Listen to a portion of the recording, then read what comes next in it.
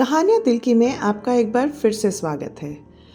लड़के या उसके परिवार से पहली बार मिलना किसी भी लड़की के लिए बहुत घबराहट भरा मौका होता है, पर लड़की के लिए ये कैसा होता है? चलिए पता करते हैं हमारी आज की कहानी से वो पहली मुलाकात। विक्रम स्वभाव से काफ़ी आत्मविश्वास वाले इंसान थे।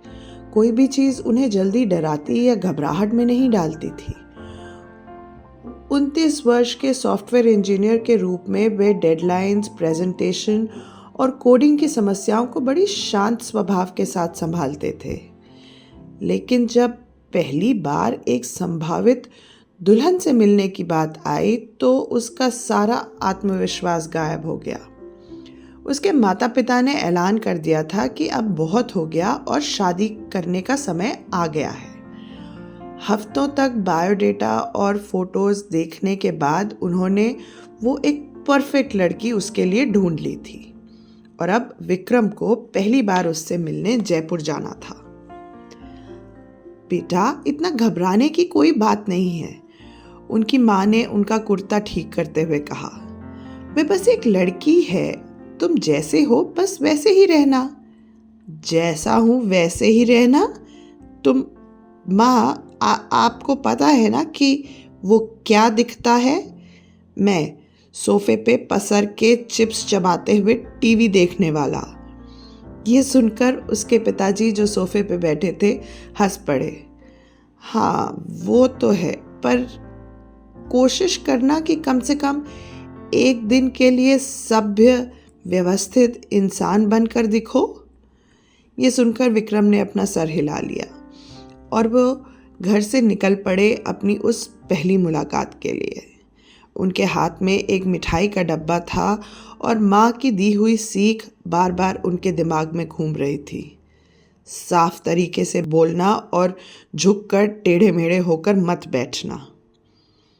उनका दिल इतनी जोर से धड़क रहा था कि मंदिर की घंटी भी उसके सामने धीमी सुनाई दे। लड़की के घर तक जाने के लिए उन्होंने टैक्सी ली और उन्हें उसमें बैठकर कुछ सुकून के पल महसूस हुए। लेकिन वो कुछ ही पल थे, क्योंकि अचानक से उन्हें याद आया कि वो लड़की का नाम ही भूल गए हैं। क्या नाम था? प्रीति, नीति, गौरी, कुछ तो था।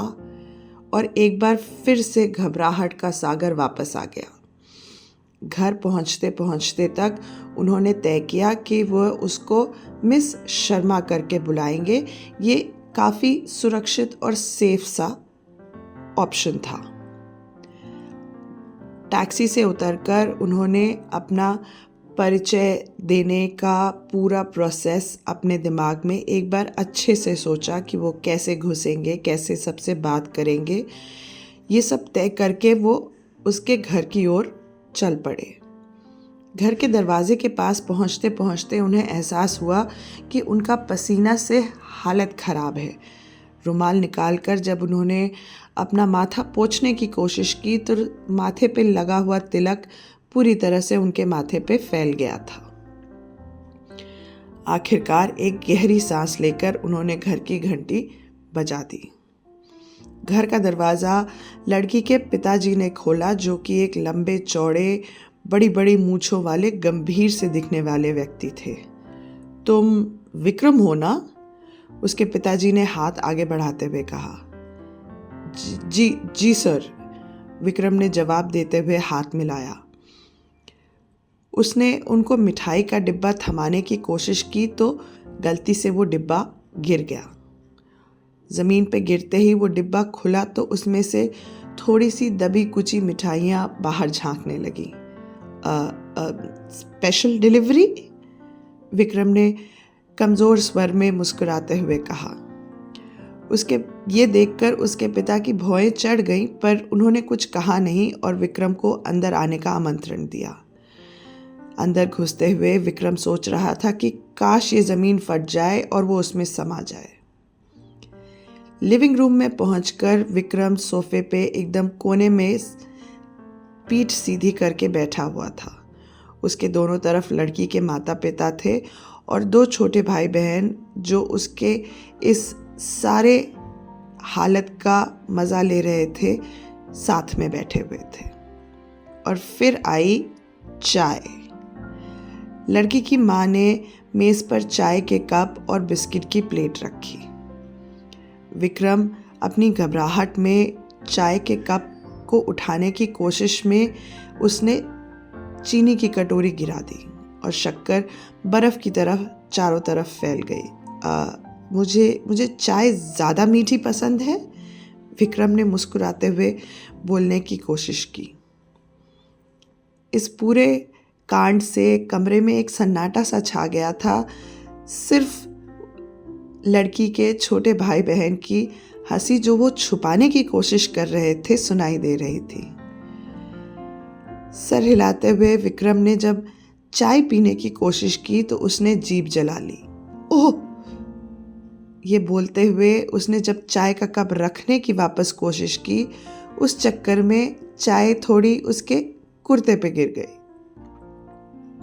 क्या शानदार शुरुआत है, धीरे से बड़बड़ाते हुए उसने खुद से कहा और कुर्ते को टिश्यू पेपर से पोंछने की कोशिश कर रहा था। उसकी ये हरकत देखकर सबने इधर उधर देखना शुरू कर दिया था, उसे कुछ समय अपने आप को व्यवस्थित करने के लिए।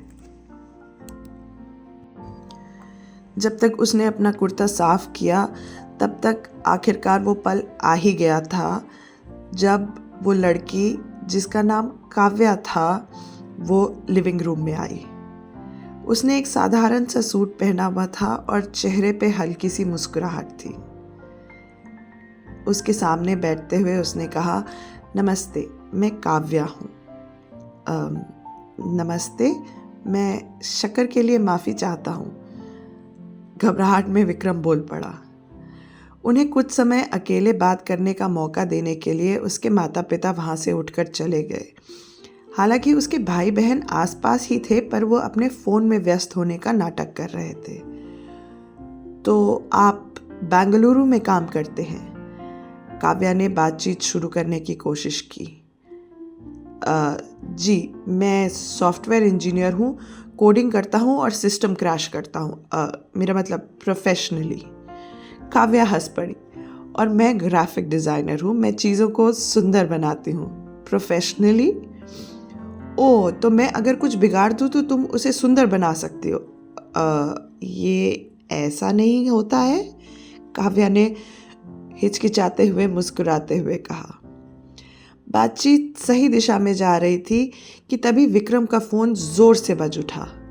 उसने जल्दी से उसे साइलेंट करने की कोशिश की, लेकिन गलती से कॉल एक्सेप्ट हो गया।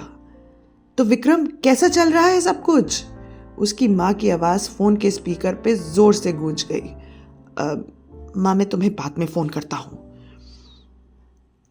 एम्बैरेस होते हुए, घबराते हुए विक्रम ने कॉल काट दी और ये देखकर काव्या उसके ऊपर ज़ोर से हंस पड़ी। अपनी घबराहट को छुपाने की कोशिश करने के लिए विक्रम ने एक बिस्किट उठाया और बड़े आत्मविश्वास से उसको सभ्य तरीके से खाने की कोशिश की, पर एक बार फिर से उसकी कोशिश नाकाम रही। उसके बिस्किट को काटते ही एक छोटा सा टुकड़ा उड़कर सीधे काव्या के सामने जा गिरा। ये मेरे साथ पहली बार हो रहा है, विक्रम ने शर्माते हुए कहा। काव्या ये देखकर जोर जोर से हंस पड़ी, इतना हंसी कि उसके आंखों से आंसू आ गए। आप बिल्कुल बोरिंग नहीं हैं, ये मैं जान गई हूँ आपके बारे में। ऐसा कह सकते हैं, विक्रम ने मुस्कुराते हुए कहा। जब उन्हें लगा कि अब और कुछ गड़बड़ तो नहीं हो सकती आज के दिन में इस मुलाकात में, तभी काव्या का कुत्ता, जो एक बड़ा लैब्राडोर था जिसका नाम ब्रूनो था, वो कमरे में आ गया। ब्रूनो को विक्रम की घबराहट समझ आ गई और वो कूदता हुआ सीधे उसके पास पहुंचा। ब्रूनो के मुंह में एक गेंद थी जो कि उसकी थूक से पूरी लथपथ थी। वाह, यही बचा था, विक्रम अपने आप में बुदबुदाया। ब्रूनो उसे खेलने के लिए वो गेंद देना चाहता था और बार बार उसकी तरफ अपना मुंह बढ़ा रहा था। विक्रम ने उसको हटाने की कोशिश की, पर उस कोशिश में वो थूक से लथपथ बॉल उसके ऊपर आ गिरी और उसके पूरे कुर्ते पे ब्रूनो की थूक लग गई।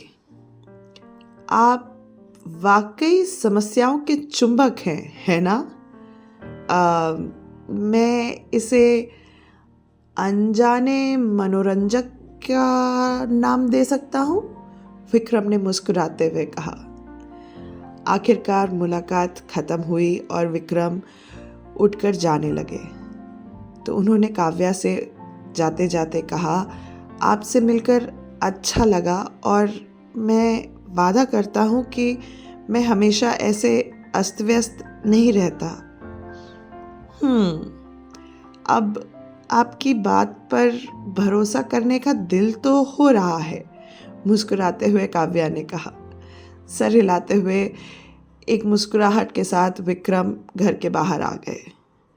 बाहर आकर उन्होंने पहली बार एक गहरी सांस ली। मुलाकात उनकी योजना के मुताबिक तो नहीं गई, लेकिन काव्या की हंसी उनके दिमाग में गूंज रही थी। शायद हो सकता है कि सब कुछ पूरी तरह से ना बिगड़ा हो। उस शाम विक्रम के फोन पर एक मैसेज आया। काव्या का मैसेज था, तो अगला कॉमेडी शो कब है? ये पढ़कर विक्रम एक बार फिर से मुस्कुरा दिए।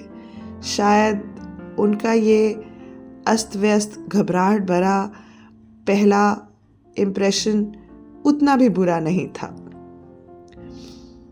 अगर आपने कभी इस तरह की कोई मुलाकात देखी है तो हमें कमेंट्स में ज़रूर लिखिएगा और चैनल को लाइक, शेयर, सब्सक्राइब कीजिएगा। धन्यवाद।